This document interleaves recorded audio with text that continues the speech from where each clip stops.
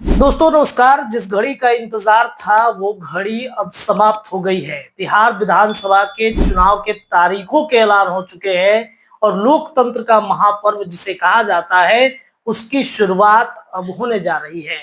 बिहार में छठ एक महापर्व होता है, उसके ठीक 8वें दिन लोकतंत्र के महापर्व चुनावी मूड में सभी जा चुके होंगे।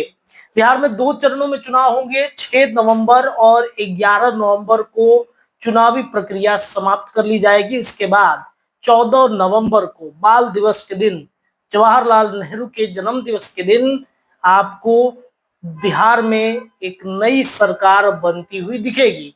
नई सरकार बनेगी या फिर पुराने चेहरे रिपीट होंगे, ये तो आप सभी जनता के ऊपर डिपेंड करता है। लेकिन बिहार में इस बार विधानसभा का चुनाव कई मायनों में खास है, क्योंकि इसका विवाद एसआईआर से जुड़ा रहा, क्योंकि इसका विवाद कई तरह के विवादों से घिरता हुआ आगे बढ़ा है। और इतना ही नहीं, जो इलेक्शन कमीशन के चीफ है ज्ञानेश कुमार, उन्होंने कहा कि बिहार में कई तरह के बदलाव इलेक्शन कमीशन की तरफ से किए गए हैं। बदलाव क्या, बिहार में उसका एक ट्रायल किया गया है और उसी के आधार पर पूरे देश भर में ट्रायल किए जाएंगे।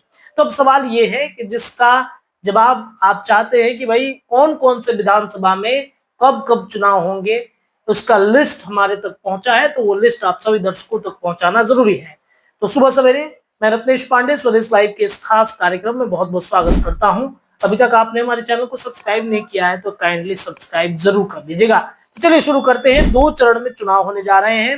पहला चरण जिसमें लगभग 139 जो सीट है उन सीटों पर चुनाव होगा। इसके अलावा आप देखिएगा दूसरे चरण में 152 सीटों पर चुनाव होगा। तो इस तरीके से आपको बताएं कि ये बिहार में विधानसभा चुनाव के जो फेज हैं, फर्स्ट फेज में चलिए शुरुआत करते हैं। पहले चरण में आलमगंज, इसके अलावा बिहिरगंज, इसके अलावा सिंगवेश्वर, इसके अलावा मधेपुरा, सोनबरसा, सहरसा, सिमरी बख्तियारपुर, महिषी, कुशेश्वर स्थान, गौरा,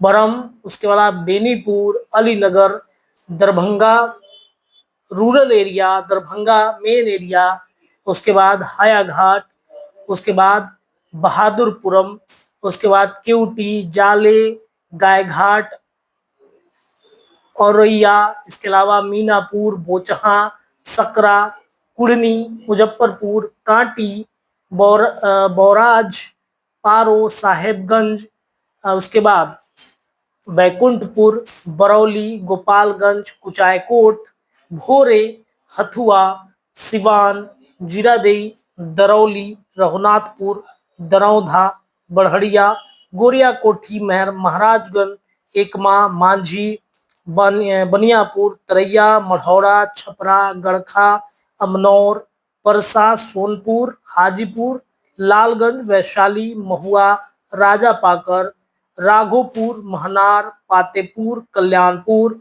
वारिसनगर, समस्तीपुर, उजियारपुर, मोरवा, सरायरंजन, मोहद्दीनगर, विभूतिपुर और ये रोसड़ा। ये पहले चरण का चुनाव और इसके सीट हैं। दूसरे चरण में अगर आप बढ़ेंगे तो ये 152 सीटें हैं। 152 सीटों में अगर आप जाइएगा तो वाल्मीकि नगर, रामनगर, नरकटियागंज, बगहा, लौरिया, नौतन, चनपटिया, बेतिया, सिकटा, रक्सौल, सुगौली, नरकटियागंज, उसके बाद हरसिद्धि, गोविंदगंज, केसरिया, कल्याणपुर, पिपरा, मधुबन, इसके अलावा मोतिहारी, चरैया, ढाका, शिवहर, रीगा, उसके अलावा आप जान लीजिए बाथानगर, परिहार, सुरसंड, राजापट्टी, सीतामढ़ी, रुन्नी सैनपुर, बेलसंड, हरलाखी, बेनीपुर, खजौली, इसके अलावा बाबूबरही, बिस्फी, मधुबनी, राजनगर, इसके अलावा झंझारपुर, फुलपरसा, लौकाहा, निर्मली, पिपरा, सुपौल, त्रिवेणीगंज, छातापुर, नरपतगंज, रानीगंज, फॉरबिसगंज, अररिया, जोकीहाट, सिकटी, बहादुरगंज, ठाकुरगंज, किशनगंज, कोचधामा, अमौर, बैसी, कस्बा, उसके बाद बनमक्खी, रुपौली, धमदाहा, पूर्णिया, कटिहार, कदवा, बलरामपुर, परनापुर, मनिहारी, बरारी, कोरहा और बीरपुर। ये 152 सीटें हैं।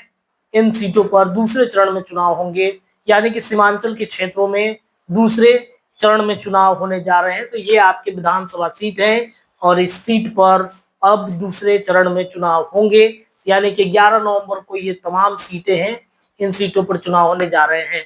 तो बिहार में विधानसभा चुनाव के तारीखों के ऐलान के बाद कौन कौन से विधानसभा सीट पर पहले चरण में होगा, कौन से सीट पे दूसरे चरण में, इसका अपडेट मैंने आपको दिया। बाकी अपडेट आपको बताएंगे इसके अगले वीडियो में। ये भी बताएंगे कि चुनाव के तारीख के ऐलान के बाद बिहार में किसकी सरकार बन रही है, सर्वे रिपोर्ट क्या कह रहे हैं, उस पर हम आपको खबर बताएंगे। फिलहाल के लिए बहुत बहुत शुक्रिया।